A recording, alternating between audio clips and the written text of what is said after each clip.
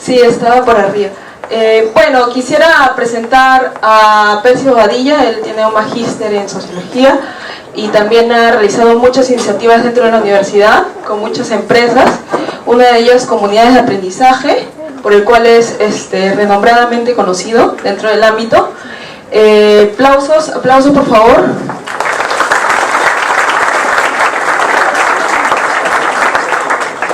Bueno, diría por favor colocar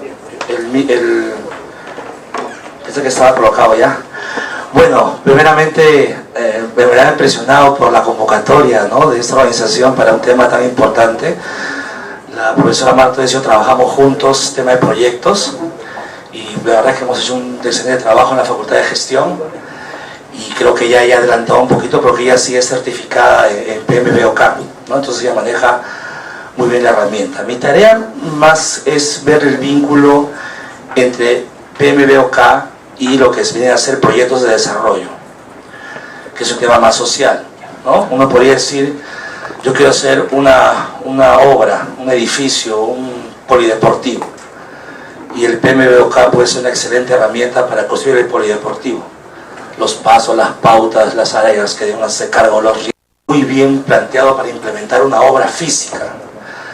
Pero las personas no somos cosas. Las personas tenemos desafíos, digamos, tenemos demandas, exigencias más complejas que un edificio. Casi todo con las personas está fuera de nuestro control. Bien, es interesante, ¿no?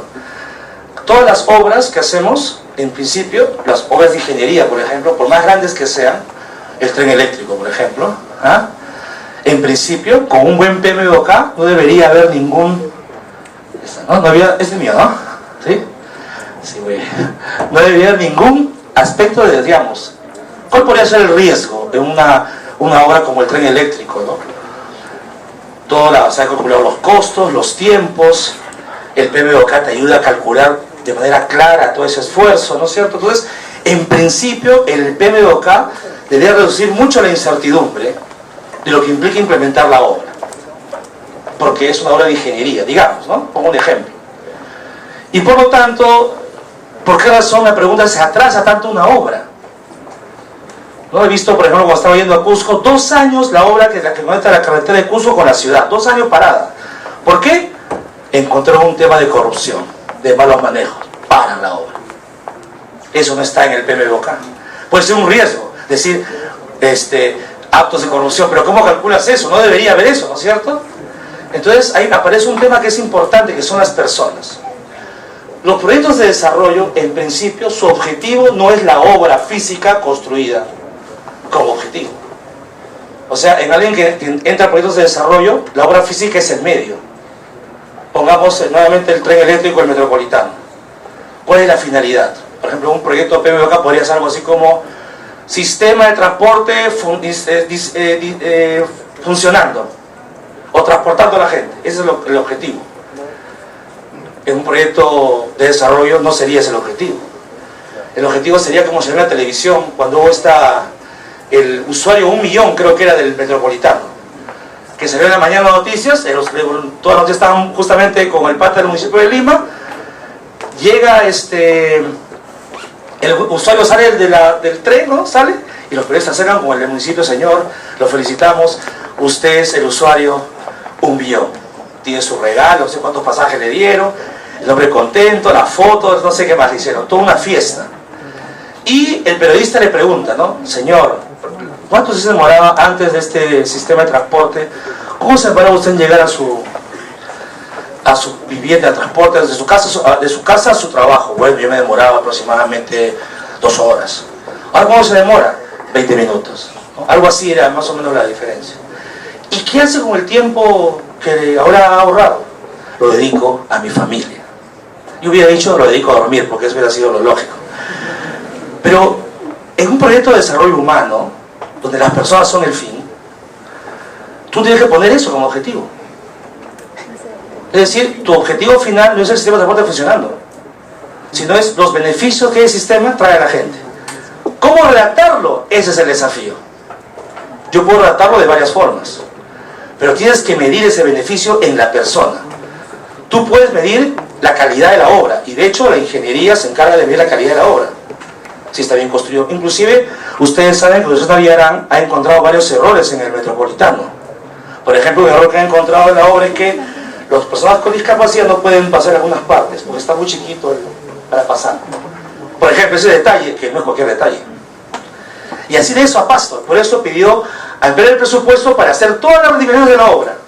Uno dice, entonces con el PMBOK no hubiera pasado eso. Bueno, eso es, ojalá, ¿no?, que sea así, pero en nuestro caso no solo basta medir la calidad de la obra, que es muy importante, y el PMBOK es una herramienta excelente para eso. En nuestro caso tenemos que medir el beneficio que le da la obra a la gente. En este caso, valor público o valor social. El marco lógico es una herramienta que debería incorporar el valor social, no solamente el valor de la obra. Es más, yo no recomendaría que en el marco lógico hagamos toda la parafernalia para medir la obra. Por eso está el PMBOK. Con poner las actividades claves en el marco lógico, eso lo paso al PMBOK y tengo todo el análisis completo. Todas las actividades que implicaría implementar el proyecto, por ejemplo. Puede ser desde el ex ante hasta hacer el proyecto y la implementación, todo como el sistema para toda la gestión del proyecto. Pero la medición de los impactos sociales, ya el PMBOK es insuficiente. Porque los indicadores hay que hacerlos ad hoc. Tú como mides, tú puedes medir en tema de transporte varios beneficios sociales o valor público. Puedes medir el ahorro que la familia tiene ahora, se comunica más, descansa más. Puedes proyectar el cambio en indicadores o metas, decir cuánto tiempo hoy en día una persona se ahorra de transporte. Si yo mejor decimos, yo tenía 2 horas diarias, 10 horas semanales, y ahora eso me lo ahorro esas 10 horas, yo invierto 1 hora, tú multiplicas 10 horas o 9 horas por 30 años, eso tiene un valor económico enorme en la persona, jóvenes. Ahí está el beneficio. Y esto hay que medirlo. Es una entrada. Otra entrada podría ser, por ejemplo, todo lo que es el tema de comercio, el transporte económico, si por ejemplo son carreteras, ¿no? ¿Cuánto ahorramos ahora en costo de transporte de productos perecibles? Podrías también ver el tema de la transitabilidad, la comunicación de la gente de una comunidad a otra. O sea, los efectos de las obras en la gente pueden tener varias medidas. El tema es saber cuál te interesa. O cuál le interesa a la organización que va a impulsar el proyecto. El tema social tiene varias formas de ser medido, varias formas de ser puesto como valor. El desafío está en saber cuál te interesa, y eso depende si eres ministerio tal, o eres gobierno local tal, o eres ONG, o eres fundación. Cada uno propondrá el cambio social que desea alcanzar. Mi tarea es explicarles un poquito eso, cómo conecto el PMBOK al desarrollo humano. Eso es. Ya me dio calor.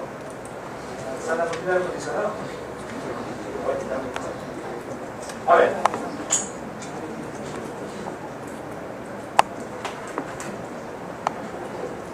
Vamos un poco en esta perspectiva, ¿no? A mirar, porque claro, la palabra proyecto la ves en todas partes, ¿no? Uno ve, por ejemplo, plan de negocio y es un proyecto. Yo paso por mi casa y veo varias obras, proyecto tal, dicen proyectos. O sea, la palabra proyecto es muy utilizada en diferentes espacios públicos, privados. No le pertenece a alguien, o sea, nadie es dueño de la palabra proyecto. Hasta los mafiosos hacen proyectos. Así que no le pertenece a nadie esa palabra, ¿no? En primer lugar, esa aclaración. El tema entonces es darle una identidad en este caso. ¿Cuál es la identidad del proyecto en el marco del PMBOK? ¿Y cuál es la identidad del proyecto en el marco del desarrollo humano o social? Muy bien. Aquí yo saqué la definición del texto guía de los fundamentos de operación de proyectos del PMBOK, que dice así: un proyecto es un esfuerzo temporal que se lleva a cabo para que haya un producto, servicio o resultado único. Eso es lo que dice el PMBOK. La mayor parte de los proyectos se emprenden para crear un resultado duradero. Por otra parte, los proyectos pueden tener impactos sociales, económicos y ambientales que durarán mucho más que los propios proyectos. Y eso tiene que ver justamente, ¿no? La obra, por lo general, tiene un inicio y un fin. Pero en nuestro caso tenemos que medir el impacto que esa obra genera en la gente, medir el beneficio en la gente. Y la pregunta es, ¿ese beneficio hasta cuándo se puede costear? Los economistas, como nuestra profesora Marta, ya hacen esos cálculos económicos que se llama costo-efectividad. Calculan los próximos 10 años esta obra cuánto beneficio puede traer, ¿no? Eso es interesante. Entonces, ejemplos de proyectos PMBOK he puesto aquí, que están ahí en el texto. Un nuevo producto o servicio, un cambio en la estructura, el personal, estilo de organización, por ejemplo, es más un proyecto de desarrollo organizacional, ese es el segundo caso. Tenemos un sistema de información nuevo modificado. Yo, por ejemplo, en mi empresa diseño sistemas de monitoreo y evaluación para políticas públicas, programas y proyectos, sistemas de información, monitoreo informatizados, los diseño con figuritas, con iconos, con colores, todo eso, muy bien. Un edificio, una infraestructura, el ejemplo que he puesto, y un nuevo proyecto. ¿Se dan cuenta el tipo de proyectos que uno puede ver en PMBOK típicos? ¿No es cierto? Que siguiendo la obra de Amartya Sen, Desarrollo y Libertad, serían los medios o los instrumentos del desarrollo, ¿no? Medios del desarrollo, que son importantes. Ahora veamos un proyecto de desarrollo, cómo se define un proyecto de desarrollo social. ¿Ok? Entonces, los proyectos, en este caso, tienen que apuntar a cambios sociales. Y si pueden ser sostenibles, mejor. Es decir, que la duración el impacto de ese proyecto no dure mientras esté el agente externo impulsando el proyecto, llámese ministerio, ONG, gobierno local, sino que el impacto quede en manos o del mercado, o de la norma, la ley que lo incorpora como política pública, o del tejido social, es decir, la comunidad lo incorpora en su propia forma de vida. Por ejemplo, ustedes han escuchado estas obras de agua y saneamiento promovidas por la cooperación suiza, donde el vertedero de agua se aporta entre el gobierno local, las comunidades, la ONG, la empresa, hacen la obra de manera conjunta con roles establecidos, y una vez que acaba la obra, la comunidad se hace cargo. Ya no el alcalde, la comunidad se hace cargo del mantenimiento de la obra, la gestión del agua. ¿Se dan cuenta? Eso es lo que hay que buscar. Pues hay diferentes formas de ver cómo este cambio es sostenible, ¿no? Y claro, los contextos sociales son fundamentales para esos proyectos. No es igual hacer un tema de agua en la sierra, que en la selva y que en la costa. Cada contexto va a exigir una forma de trabajo. No puede ser mecánico, ¿se dan cuenta? Ahí también es importantísimo el tema de cómo implementar. Por eso me preocupan un poco vamos a decir, por favor, esto va con mucho respeto, pero no tengo otra palabra, pero me preocupan los enlatados. Yo digo que un restaurante hace un software para ver los alimentos que entran, salen, porque ustedes saben que le roban mucho a la gente que tiene los restaurantes, le roban. Han inventado un software que ahora minimiza el riesgo de robo en alcohol, en insumos alimenticios, todo. Antes los mozos llevaban la carne pegada en su panza, ¿no? Y se salían solapos, se tiraban los tragos. Ahora tú metes todo en un sistema y sabes cuánto produce cada botella de ron en tragos. Está medido. Y toda la gente pone con un botoncito, ¿no? Pata, aprieta, qué cosa está consumiendo la gente. El sistema diseñado es excelente para restaurantes. Entonces la pérdida se minimiza. Ya, ese sistema tú lo puedes vender en Ripley. Estoy inventando, ¿verdad? Y yo tengo un restaurante arriba Perú. Voy y lo compro y lo aplico a mi restaurante y funciona. Porque todos los restaurantes tienen procesos parecidos. Sea en Cusco, sea en Iquitos, o sea en Lima, restaurante. Los insumos tienen que ser de calidad, los tiempos de ser tú lo acoplas y lo haces. Si no, es imposible que Gastón Acurio pueda ver, porque la gente cree que vos estás Gastón Acurio y Gastón está cocinando, y dice Gastón está cocinando. No está cocinando con nada, Gastón Acurio ya no cocina ya. El hombre tiene todo con protocolos. Todo está, entonces la gente que llega, una persona formada como chef, sigue el protocolo. Y lo hace tal cual. Si sale del protocolo, le cortan la cabeza. Todo está centralizado. O sea, esa es la idea de pasar de un restaurante. Pero eso no puedes hacer en proyectos sociales. Bien, eso le pasa, por ejemplo, a Jaliwarma. ¿Saben ese proyecto Jaliwarma, todos los problemas que tiene ahorita, no? Los temas de procedimiento para los desayunos son muy diferentes dependiendo de la región. En algunos casos, como dice, el director debe ser la persona encargada de velar por la calidad del desayuno que se entrega. El director es ¿cómo se llaman los expertos en alimentos? El director es nutricionista para saber eso. Primero, ¿no? Mi primera observación sería esa. ¿Estudiado para saber ese alimento? ¿O va a ser como antiguamente los reyes mandaban a un soldado, antes de morirme yo prueba mi comida, te mueres tú, ya no como? ¿Qué es ese? ¿El director tiene esa función? Bueno, los directores no llegan pues como llega el desayuno, 7:30, llegan 8, 8:30 o 9, algunos días más tarde. ¿Quién prueba el desayuno? El pata que limpia el colegio.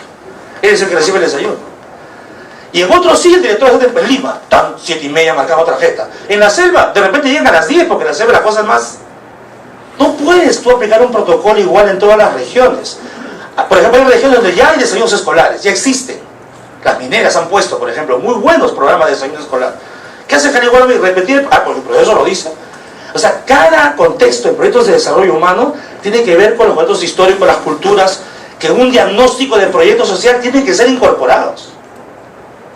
Y no hay un protocolo así marcado que sigue paso 1, paso 2. Hay que buscar qué cosa se aplica más y qué cosa menos al momento de levantar la información en un proyecto de desarrollo. ¿Ok? Sigamos con la definición.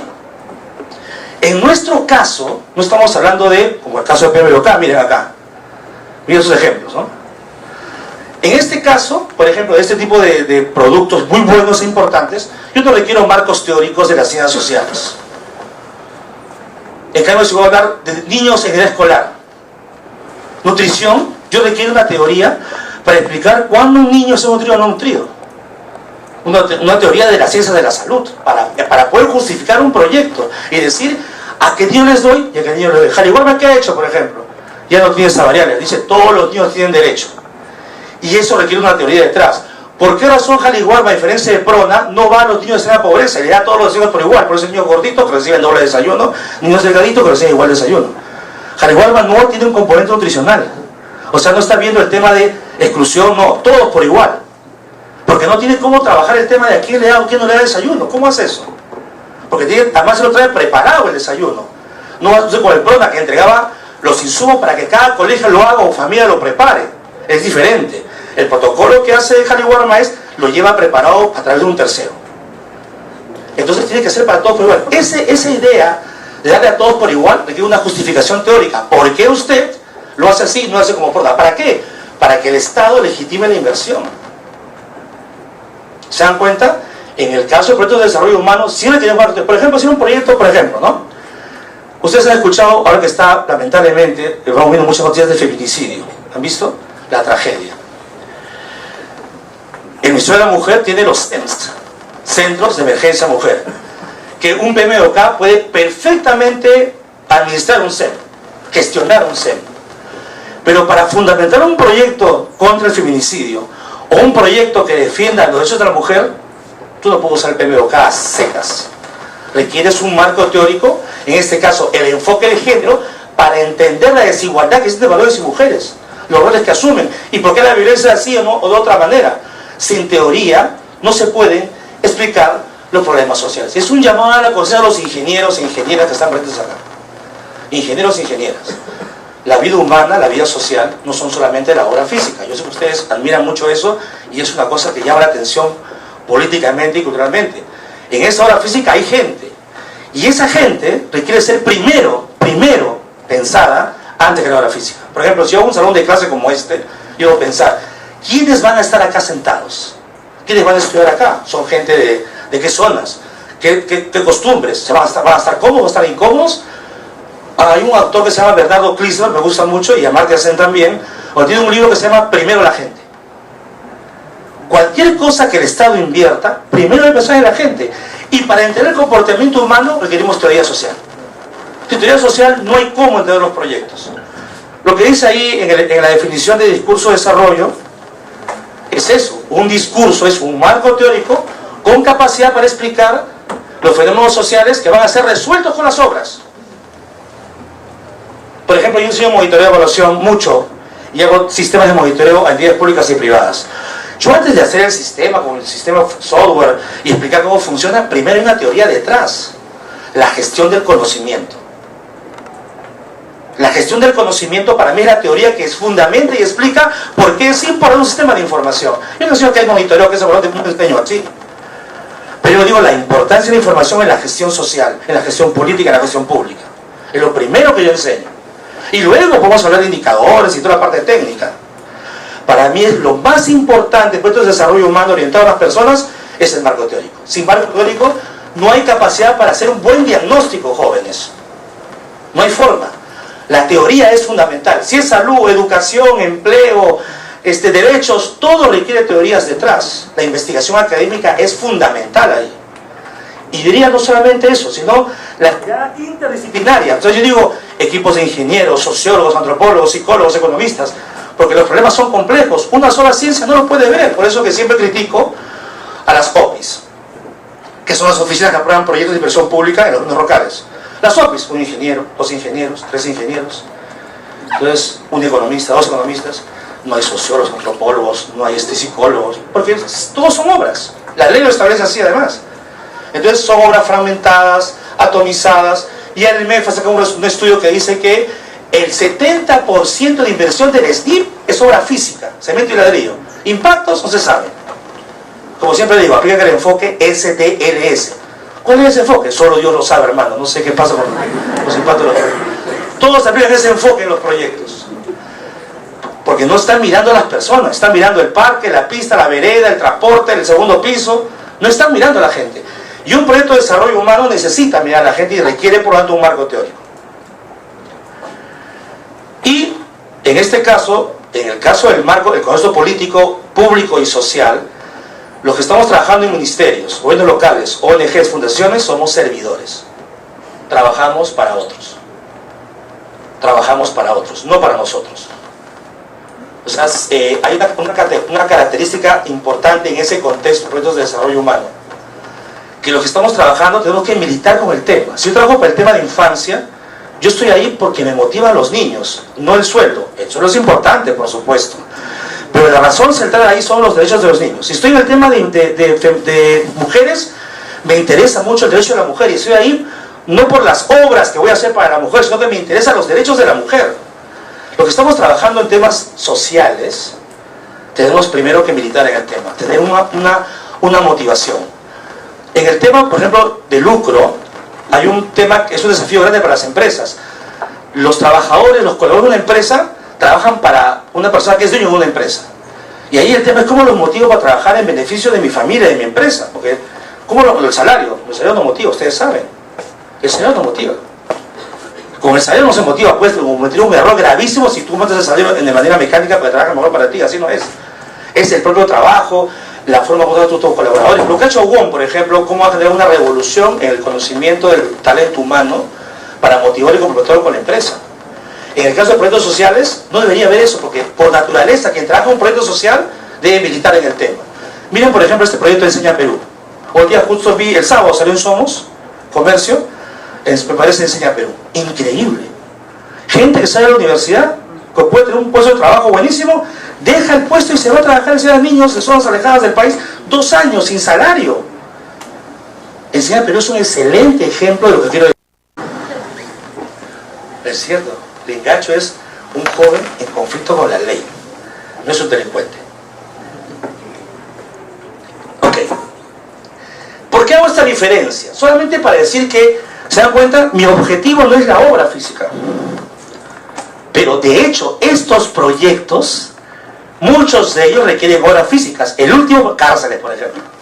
Pero no como la de Maranguita. No como la de Maranguita. Esa es una cárcel que va para una escuela de delincuentes. Hay que hacer otro tipo de infraestructura. Con una teoría clara, por ejemplo, en este tema yo me sorprendo siempre en estas cosas, porque yo, esta ventaja de ser profesor universitario, como hemos conversado mucho de esto, de conocer muchas experiencias, pues. Vemos tanto que yo digo, no me parezco a un cura que ve a tantas familias con otros problemas, o me parezco a este padre Daniel Pereira que nunca patea pelota ni con la canilla, pero sabe un montón de fútbol porque ve tanto de fútbol. Nos pasa lo mismo a los profesores, vemos tantas experiencias que uno se sorprende. Las teorías que hay detrás sobre lo que son jóvenes, junto con la ley, que motivan el cambio de concepto, es decir, ya no se llaman jóvenes delincuentes, eso no está prohibido por ley usar. Se dice jóvenes en conflicto con la ley. Y hay todo un debate teórico, por qué sí, por qué no. Es como cuando decían, a ver esos discapacitados, ¿no? O lisiados, que le llaman. Ahora jóvenes dicen, personas con habilidades especiales, le dicen, creo, ¿no? Diferentes. Pero ve, en la teoría es acá clara, ¿ves? Si no tenemos los conceptos claros, ¿cómo podemos hacer un proyecto? Entonces, cuando están las personas de por medio, sin teoría, tu diagnóstico es pobre. Porque la teoría son conceptos claros para entender el sujeto social a cual te diriges.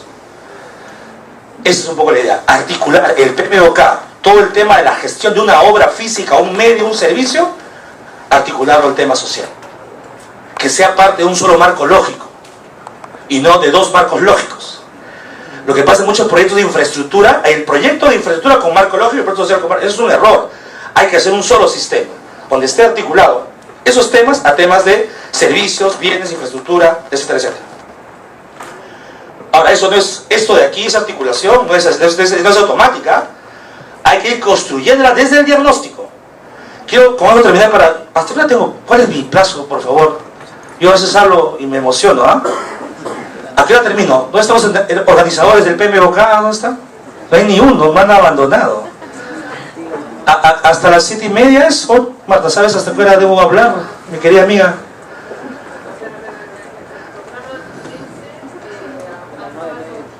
Yo hasta las 8. Ya, está muy bien, Marta, aguantarás tanto. No te dejo más tiempo, Marta, porque si no, yo voy a hacer, acá con Marta somos así, trabajamos muy bien juntos.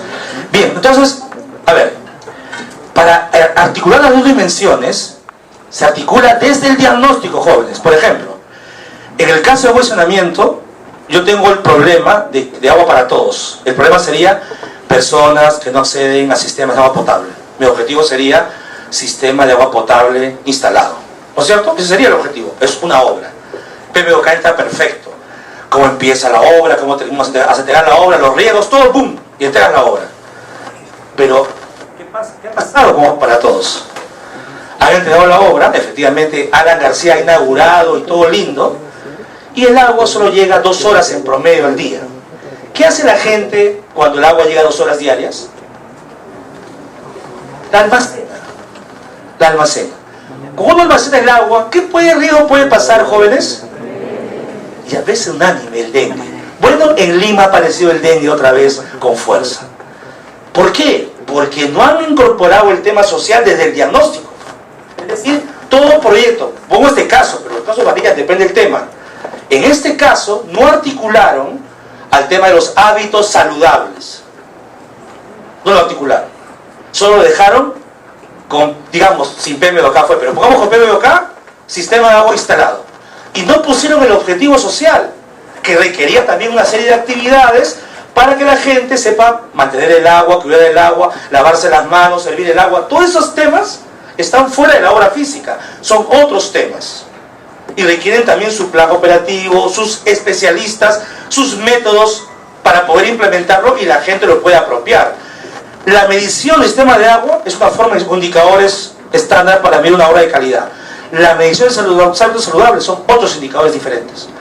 ¿Cómo sé que la obra está bien construida? Un indicador. ¿Cómo sé que la gente tiene otros valores? Otro indicador. Son indicadores distintos, pero ambos se miden. Mi desafío, y eso lo hemos conversado mucho con los profesores que trabajamos esos temas, es que ambas cosas estén en un solo sistema. Ese es el desafío.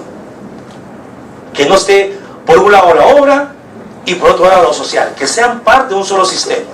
Entonces, un marco lógico puede incorporar los dos niveles y el PMBOK es una excelente herramienta de gestión del proyecto. Esa es un poco la idea que creo que perfectamente se podría hacer.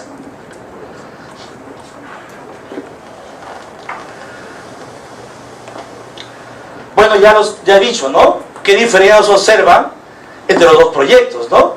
El ejemplo en el libro del PMBOK, todos son medios. Yo lo he sacado de ahí, por si acaso, no he inventado esos proyectos. Y en el ejemplo que les he enseñado, son todos sociales. Lo que hay que hacer es tratar de articularlos. Ahí está, ¿no? Aluden a los medios necesarios para que empresas o organizaciones se fortalezcan. Aluden a los cambios en la calidad de vida de las personas y sus realidades. Para mí, un autor emblemático, un autor fundamental, que, claro, en realidad no es que yo he hablado de estos temas cuando apareció Amartya Sen. Amartya Sen, economista hindú, premio Nobel de Economía, gana el premio Nobel justamente por demostrar lo que estoy diciendo. El desarrollo no se puede mirar solamente por las cosas que la gente tiene. Hay que mirar el desarrollo por los efectos que esas cosas generan en la gente. Entonces, él habla de los medios del desarrollo y los fines del desarrollo. El desarrollo humano tiene que ser la ampliación de las libertades y los derechos de las personas y sus capacidades para que un país sea considerado desarrollado. Pongo un ejemplo chiquito, nuevamente, ¿no? Se forma una forma de medir el desarrollo en un país es cuánta gente egresa de la universidad. Es una forma de medir. Entonces, Mientras un país tiene muchos egresados universitarios y de repente con títulos, no puede decir egresados y con títulos, uno puede tener miles de personas egresadas y con títulos. Eso sería un poco la idea central de un indicador que podría medir que la gente, mientras más formada esté, entonces tú puedes inferir que está mejor preparada. El tema sería, ¿qué hace la gente con ese conocimiento? Con ese certificado. ¿Qué hace, no? Y justamente en El Comercio acabo de leer un titular que dice, oye, el IEP hace un estudio que dice que los estudios universitarios no garantizan un buen empleo. Dice, El Comercio pone cuidado, dice. Qué bravo, ¿no? ¿Cómo es esto? No puede ser. Entonces yo estoy para no decir, bueno, jóvenes, es cierto, mucha gente termina medicina y hace taxi, arquitectura y vende celulares. Entonces, lo que se diría, si uno está cuestionando ese oficio, porque hacer taxis en Europa, por ejemplo, yo quisiera hacer taxis en Europa, con BMW, ¿no? Ganas un montón de plata. No, me estoy refiriendo al hecho de la libertad que la gente tiene para elegir su destino, desempeñarse en lo que le gusta. La pregunta es, ¿por qué los médicos que estudian 9 años hacen una cosa diferente a lo que estudiaron? Se preguntaría, ¿ha sido libre la decisión o ha sido una decisión coartada, coercionada? ¿Qué creen que pasa con un médico que estudió, de repente dice, termina medicina en San Marcos y dice, ah, pero mi gran vocación es vender celulares? ¿Así fue? ¿O hacer taxi? No, algo pasó en el proceso. La gente se vio obligada a entrar a un oficio por el cual no se preparó. Entonces, SEM lo que quiere medir no es solamente cuántos egresan, que es importante. SEM quiere medir qué hace la gente con lo que tiene como capacidad, en qué se desempeña. Y eso que se desempeña, quiere saber si lo hace feliz, si se siente libre, si lo desarrolla como persona y su familia crece. Yo recomiendo leer mucho, al menos la introducción del capítulo 2 de ese libro, porque es muy interesante la forma como se reubica y reposiciona el concepto de desarrollo. El desarrollo debe centrarse en la persona, no en las cosas. Muchos países pueden tener un PBI muy grande, per cápita muy grande, inflación muy grande, pero si la gente no ha mejorado su vida en indicadores sociales, entonces ¿de qué desarrollo estamos hablando? Es importante entonces combinar esto es lo que llama SEM, los instrumentos de desarrollo con los fines del desarrollo, que son las personas. En el ejemplo de agua que les di, el medio sería la infraestructura de agua y el fin sería la reducción de enfermedades producto del dengue o el mejoramiento de los hábitos saludables. Entonces, esta teoría es la que fundamenta lo que acabo de decir. Ahora digo SEM, pero en realidad yo ya había leído estos autores que hablaban de desarrollo alternativo en los 70s y los 80s, y había propuestas de desarrollo alternativos al paradigma económico, por ejemplo, para entrar más al paradigma político o al paradigma social. Ahí está justamente los dos, ¿no? El papel constitutivo del desarrollo. El constitutivo es el que la importancia de las libertades fundamentales para el enriquecimiento de la vida humana, capacidades para evitar privaciones, por ejemplo la desnutrición, la desnutrición, la movilidad evitable, la mortalidad prematura.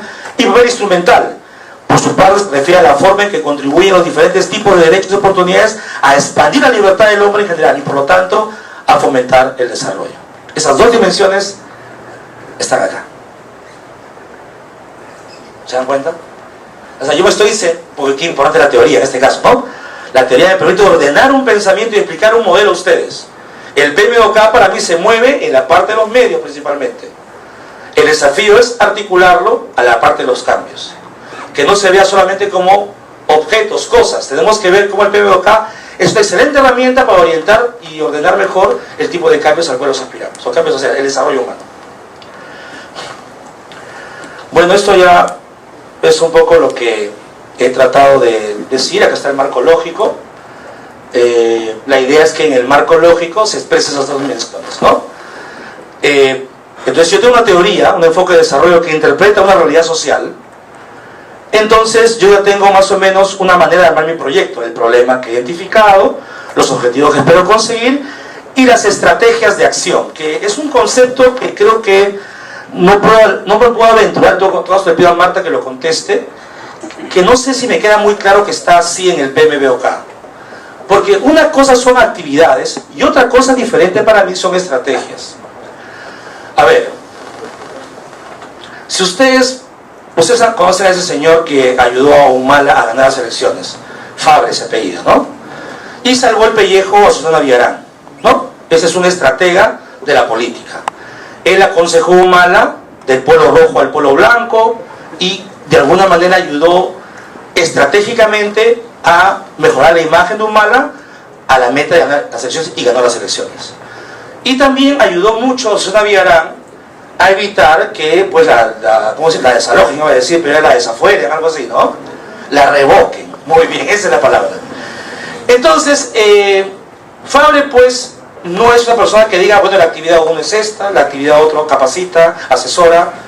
Fabre da como caminos a seguir, rutas, pautas, de cómo uno debe orientar las diversas acciones de un plan de trabajo. Te da guías. No te dice actividad 1 esto, no. La guía es el camino, que es un conjunto de reglas y recomendaciones o protocolos o pautas que guían la acción. Es un poco lo que aprendí cuando analicé a la familia Wong en su estrategia en Foro del Cliente. Me impresionó ver, por ejemplo, que si bien las actividades de un supermercado como Wong puede ser igual que su competencia, me parece, fue claro. Wong empezó con competencias, como ustedes no se acordarán, ¿no? No habían nacido, eran muy chiquitos. Escala, Tía, Todos, Galax, Monterrey, ¿les suena? No, pues pongan los 80, 70, Lima. Vean, ¿no? Entonces Wong entra y compite con esos supermercados. Todos hacían lo mismo, ¿eh? Según un plan de trabajo, todos venden, abarrotes, hay tiendas que reciben, todo eso, miren, existía. Sería lindo un videíto para ver esa diferencia. Escala Gigante, que era el supermercado de mi infancia, podría hacer una novela sobre Escala Gigante yo, porque tuve muchas anécdotas ahí. Era igual que Wong, como infraestructura, amplios lugares, con carritos, personas que te reciben y que tú pagas, etcétera, etcétera. ¿Dónde Wong hace la diferencia? Las actividades son las mismas, yo le puedo poner un PMBOK igualito, siguen su ruta. ¿Cuál es la diferencia entre Wong y Escala? La manera como trataron al cliente. Esa fue la gran diferencia. Esa estrategia tuvo un contenido, unas pautas. ¿Cuáles son esas pautas? Salude usted al cliente, sonríale, guíale. Nunca deja al cliente solo. Usted, si le pregunta, no diga, por allá está, señor. Usted vaya y guíalo hasta el lugar. Cuando vaya usted al carrito y le lleve sus carros al combi, al taxi o a su carro, ordene los paquetes, usted mismo ordene. Nunca reciba propinas, esa parte no voy a olvidar nunca. Claro, yo ya pues tengo 50 años, puedo contar. Ustedes son la generación de la calidad. Yo soy la generación de cómo era antes Lima y cómo está ahora. Entonces, por ejemplo, yo había dado propinas a Moza, a mucha gente, y este joven de Wong lleva mi carro y ordena las cosas lindo, pero bien empaquetadito. Pa.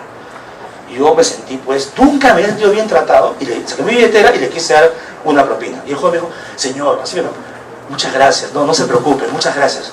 Pero ¿cómo no le va a proponer a una persona que primera vez que me atiende bien? Yo insistí, señor, por favor, joven, por favor, venga, tenga la propina. Señor, no, por favor, señor, tenga, señor, me ha botado el trabajo. Y se fue la pauta era clara, tú no puedes decir propina. Así es, que ustedes ya no dan propina a nadie, pues, ¿no? Debido a ese tema, ¿no? Pero digamos que fue impactante para mí. También cuando me invitaron algo para tomar, me acuerdo, en la cola, y yo decía, señorita, ¿se sirve? Señor, ¿se sirve? Y digo, ¿cuánto vale? No, es gratis. ¿Cuántos de ustedes se regalan algo en este país? Digo yo. ¿Qué quiere a cambio? ¿Me va a vender algo seguro? No, señor, sírvase, señor, me decía. Fue la primera gaseosa que tomé mirando los ojos a la chica. En cambio ahora comen, agarran, no, se sirve, prueba. Y te quiere probar siquiera. Antes te invitaban a probar y la gente, y iba como descosido a probar, ¿no? Ahora ya estamos más acostumbrados. Bueno, Wong hizo eso. Eso no es actividad de jóvenes. Eso, no confundan eso con actividad. Eso son estrategias. Es muy diferente. Mi pregunta es si el PMBOK incorpora eso como parte, o es un listado de actividades en tiempos previstos, con presupuesto, esa es la pregunta que yo quisiera que Marta responda, porque es importante diferenciar esta actividad. Es muy importante diferenciar. Yo por lo que leí, o no soy certificado, no puedo atreverme a decir esto, porque le pido a Marta que lo diga, yo por lo que leí, no veo estrategias, desde mi punto de vista teóricamente hablando. No veo que expliciten la estrategia de cómo guiar un proyecto, cómo llegar a la meta. En el deporte hay estrategias, En la política hay estrategas, en la empresa hay estrategas. Por lo tanto, en proyectos también los gestores debían ser ante todo estrategas. ¿Ustedes creen que, a ver, este viernes el partido Perú-Uruguay, ¿no? ¿Cuál será la estrategia de Marcarián? Miren, si no hubiera habido este campeonato en Brasil, no sé cómo es el campeonato mundial, de repente, como ganamos a Chile y Ecuador, que para mí, pongo en comillas cómo ganamos, pero ganamos, yo diría que iría tranquilísimo al fútbol, me iría tranquilo, ganamos a Uruguay y me pongo la camiseta. Pero después veo a Uruguay en Brasil jugar, y luego veo con Japón. Como verán, jóvenes, la evidencia me dice algo diferente. Ya no puedo pensar que ganamos de hecho. No, tenía que hacer lo que pasa, ¿no? Señor, tú eres peruano, ayúdanos. Que Florirán, esta gente se le caigan los calzoncillos en plena cancha, se baja la moral y que esté inspirado Pizarro y luego Vargas, algo así. Porque objetivamente hablando, Uruguay es más equipo. ¿Han visto cómo juega en Brasil? Es impresionante. Mis respetos. Entonces, ¿Marcarián qué estrategia planteará ahora? ¿Se dan cuenta? Porque una cosa es mirar a Uruguay en Brasil y otra no mirarlo ahí. Marcarián tiene que ser ante todo un estratega, no un pautador de actividades. Igual es la maramara, como dicen a la de vóley, también estrategias. O sea, los deportes no son estrategas, no son solamente gestores, son estrategas. En política, en empresa y en proyectos también. Entonces, un tema que creo que está pendiente, pero en todo caso, aquí mi colega definitivamente responderá con mayor conocimiento, porque no puedo atreverme a decir, es este tema, si está claro en el PMOK. Es un tema que debe, así en la lógica de generar gestores y en la lógica de estrategias, ¿no? Es muy importante. Muy bien, yo ya con esto termino para darle el pase a Marco, suficiente luego con esto, ya van a hacer un caso con ella. La gestión de un proyecto implicaría estas 3 etapas. Un proyecto de desarrollo, ¿no? Tendría su diseño, su implementación y su evaluación. ¿Ok? Vamos a ver cada una de esas. Marta, empieza a tomar tu agüita. No hay problema, ¿no? ¿Me entero tus secretos? Muy bien. Vamos a ver cada uno de ellos y voy a decir, de mi punto de vista, dónde estaría, bueno, focalizado muy bien el PMOK. Entonces, miren. El diseño del proyecto, ¿no? Tiene, bueno, a ver, yo lo he dicho muchas veces, hay muchos métodos para diseñar proyectos, muchas formas de hacer, muchos formatos distintos. Yo, leyendo el PMOK, dice, ellos aspiran a hacer una especie de metodología única. No comparto mucho esa idea, porque creo que tiene que haber variedad en formas de intervenir en proyectos. Las realidades son complejas, diferentes, por lo tanto, debe haber diversidad. Entonces, una forma es esta, ¿no? Tienes un marco teórico que interpreta la realidad, que fundamenta tu diagnóstico, ¿no? Entonces tu diagnóstico se basa en el marco teórico, eso es importantísimo. Tu marco lógico se tiñe de ese esfuerzo de análisis. Tus estrategias se diseñan también ad hoc para ese proyecto. Su presupuesto, línea de base y todo lo que viene a ser los criterios de calidad para evaluar la factibilidad de un proyecto. Pertinencia, coherencia, viabilidad e impacto. Con esto te aprueban un proyecto. Cuando lo aprueban el proyecto, ahí viene 2 dimensiones importantes, que creo yo que es fundamental aquí. Una cosa es organizar el proyecto en los términos de la gestión. Organizar recursos humanos, materiales, financieros, procesos. Coordinar, división del trabajo y coordinación de funciones. Planificar, controlar, monitorear y dirigir, orientar esfuerzos a la Junta. Todo este tema, yo encuentro que el PMOK tiene mucha fuerza para ese tema. Pero la realidad, en la cancha con las personas, o sea, con los campesinos, con las mujeres, con los pobladores, con las comunidades nativas, con los dirigentes, con los jóvenes, con los niños, yo siento que ahí ya es otro mundo, diferente. Sea porque los capacites, sea porque tengas unas asambleas, coordinas con ellos. Tú has planificado muchas cosas en tu PMOK para hacer con la gente, y lo has puesto ahí. Pero de repente tú vas y la gente no está. Ya ha pasado. Por ejemplo, me acuerdo un caso de Foncodes. Foncodes hizo un acuerdo con las comunidades para llevar toda la infraestructura de agua a la zona y ellos ponían la mano de obra. Ese era el acuerdo. Firmaron la asamblea. Los dirigentes firmaron con el de Foncodes. Tal fecha, tal hora. Muy bien, ya está acordado ya. Llevan todo el material, llegan a la zona, ¡pah! Se instala Foncodes y no hay ni un campesino. Y solo ve a un dirigente parado ahí esperándolo. Señor Quispe, ¿dónde están los demás? Se fueron. ¿Cómo que se fueron? Si no tenemos un acuerdo. Sí, pero me desconocieron como dirigente. Ya no soy dirigente, me han expulsado. Mi firma no vale. Todos han ido a otro proyecto que les pagan por la mano de obra. ¿Se dan cuenta? La gente, no puedes controlar la voluntad de la gente como si fuera un ladrillo. La gente puede decirte en ese momento no o sí, o en ese momento boicotearte, o en ese momento decir no estoy de acuerdo, o en ese momento cuántas cosas te atrasan el proyecto, porque la cultura de la gente, sus entidades, sus intereses pueden distorsionar tu propuesta. Uno no puede planificar proyectos de desarrollo humano sin tomar en cuenta lo que la gente quiere, piensa, siente. Una cosa que hay que hacer previo es un análisis de los involucrados, los actores, los juegos de poder, los intereses. Ya eso supera para mí totalmente el tema local, el tema de los riesgos, por ejemplo. ¿Hasta qué punto se pueden controlar, jóvenes? Yo siento que hay cosas que en la cancha te das cuenta, a veces cosas que han planificado y te das cuenta, y con riesgos, que hay que ver una muñeca política, un manejo político. A mí me encantaría hacer un análisis, por ejemplo, del caso de la toma y la parada. La primera toma y la segunda toma. La primera toma, el desastre. La segunda toma, qué bien se implementó. La pregunta es un tema solamente de gestión de proyectos o es un tema político? ¿No? Entonces, ahí hay variables que tenemos que ver cómo las incorporamos y cómo las metemos en la gestión con la comunidad. Porque esta parte de acá, jóvenes, no es que no se pueda trabajar bien o ordenar necesariamente, depende de varios factores que son los riesgos que el PMBOK incorpora. ¿Hasta qué punto la exhaustividad y el rigor de ese riesgo evitaría esto? Yo creo que hasta hay que hacer el mayor esfuerzo para cerrar lo que llamaría en sociología la zona de incertidumbre. ¿Hasta qué punto la puedo cerrar con la medición de los riesgos? ¿Hasta qué punto es posible eso, no? Y pueden ver casos, por ejemplo, cómo Andrade rubicó a los ambulantes y cómo Susana Villarán no puede rubicar a los comerciantes de la parada, por ejemplo.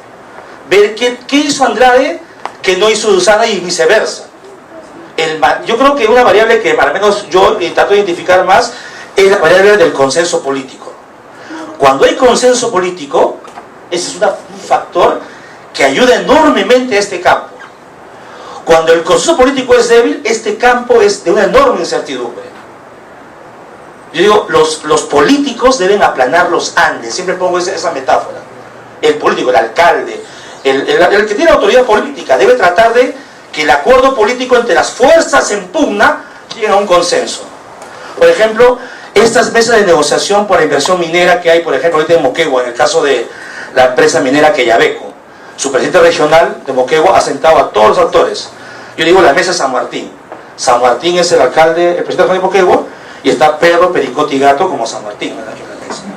Perro, Pericote y Gato, rata, mula, también puede haber, porque de hecho hay de todo tipo de actores que existen en una mesa, pero en el caso de nosotros tienen que estar todos.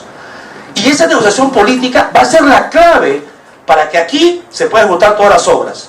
Si la gestión política no se da, no llega un consenso, una cooperación, una concertación, pasa lo que pasa en Cajamarca. Todo se atrasa, todo es difícil, los proyectos se atrasan. Entonces, por más PMBOK que haya, por la idea política no permite una implementación adecuada del proyecto. Acá es un campo que yo pondría más con pinzas, la fuerza de la técnica. ¿Cuánto la técnica me puede ayudar a reducir el síndrome? Yo pongo entre comillas, como soy sociólogo, tengo una mirada un poco más relativista sobre la capacidad de la técnica para enfrentar esto. Yo más bien veo otras ciencias, como la ciencia política, que me ayudaría a entender mejor cómo manejar este tema. Y eso no solamente de técnica. Y el manejo político del dirigente, de los dirigentes, la capacidad de negociación, son temas que no puedes poner así en un protocolo. Hay que trabajarlos y la experiencia en cada región. Arequipa, por ejemplo, miren, cómo su consenso político en Arequipa con Cerro Verde le permite un crecimiento impresionante. Arequipa está en una explosión increíble porque hay acuerdo político. Pero comparen Arequipa de 2001-2002 con su famoso arequipazo. Como Toledo hizo sus groserías en teléfono a Rospiliosi, porque la gente estaba levantando contra el régimen, con el arequipazo. Arequipa, de esa época, ha madurado, no puedo decir madurado porque está mal dicho, pero ha entendido que si sigue enfrentando a la empresa no va a conseguir desarrollo. Hay desempleo, recesión, como pasa en Cajamarca. Ahora hay acuerdo político. Y el acuerdo político permite. Entonces, yo pienso que en Arequipa los PMBOK deben ser fabulosos. Se trabaja bien porque hay acuerdo que le dé respaldo. Porque minimiza riesgos, ya tiene mayor control, entonces puede implementar proyectos porque el acuerdo político lo respalda. Y para ello es importante los espacios de gobernanza. La evaluación de proceso es clave, o sea, no hablo de evaluación ex post, para mí me parece peligrosísimo cerrar la evaluación al final de, muy peligroso, jóvenes. El proyecto de desarrollo humano, la evaluación de proceso, que es diferente al monitoreo. El monitoreo lo que ve son actividades realizadas, presupuesto, tiempo. Lo que hay que tratar de ver es que esos en proceso habría que ver, por ejemplo, como vemos acá, yo vería los avances no solamente para hacer el ejemplo, ¿ya? Y mostrarlo con más claridad. O sea, yo puedo ahorita tener indicadores para hacer seguimiento en mi plan de trabajo sobre esto. Hago mis indicadores y le hago seguimiento en proceso, es un monitoreo, porque son medios. Pero quiero saber los efectos de esto en la gente. Son otros indicadores, por ejemplo, digo, capacitar. ¿Cuántos he capacitado? ¿Cuántos eran? 100, 200. 200 capacitados. El indicador sería el número de capacitados, se acabó. La pregunta es, ¿aprendieron o no aprendieron? Son otros indicadores. ¿Cómo mide el aprendizaje? Porcentaje de personas que incorporan el enfoque de PMI en sus proyectos. ¿Lo pueden levantar? ¿No lo pueden levantar? ¿Se dan cuenta? Entonces, los indicadores de efecto de impacto son muy diferentes que los indicadores de producto. Entonces, necesitamos diferenciar eso también en un sistema de seguimiento. La evaluación de proceso mide los cambios acá. En proceso, no al final. En proceso. Miren, el año pasado leí en el diario Comercio que hay un proyecto que fue aprobado hace 5 años o 4 años, que se llamaba el proyecto algo así como computadoras rurales, laptops rurales. ¿Lo conocen? Se le dio a muchos niños en las escuelas unas laptops que cuestan algo así como $100, $100 cada laptop. El gobierno peruano compró miles de esas laptops y repartió las escuelas públicas rurales. El objetivo del proyecto, interesante, no era tener las computadoras en el salón. El objetivo era que a partir de ese sistema aprendan a comprensión lectora y todo lo que es razonamiento matemático. Bueno, hace el año pasado el Banco Mundial evaluó el proyecto. ¿Cuál fue el resultado de impacto? 0% de impacto. Es decir, ningún niño rural, niña rural, aprendió a leer y a sumar, restar, dividir, multiplicar con la computadora.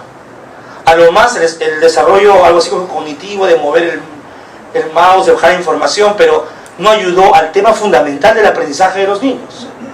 Entonces, estoy seguro que la pregunta que me hago siempre es, ¿por qué este proyecto, Misión de Educación, no se dio cuenta al año que estaban dando por mal camino? Que no iban a conseguir el resultado de impacto esperado. ¿Por qué han esperado al final que el día no funcionó?